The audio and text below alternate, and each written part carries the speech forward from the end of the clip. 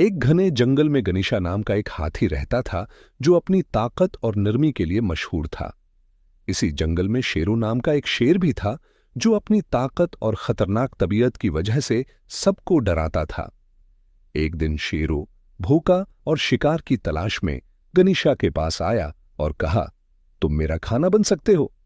गनीशा ने सुकून से जवाब दिया, शेरो, हमें लड़ने की जरूरत नहीं, जंगल में सबके लिए काफी खाना है।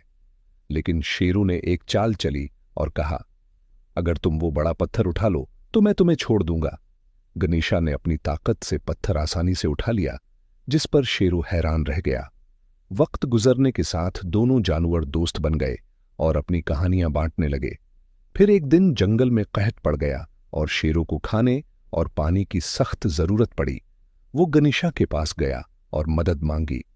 गनीशा ने उसे एक खफिया पानी के चश्मे तक ले गया और अपना खाना भी बांट लिया। इस दिन के बाद दोनों बेहतरीन दोस्त बन गए और सबको सिखाया कि दुश्मनी के बावजूद दोस्ती मुमकिन है। यूं हाथी और शेर ने दोस्ती के साथ खुशी से जिंदगी गुजारी।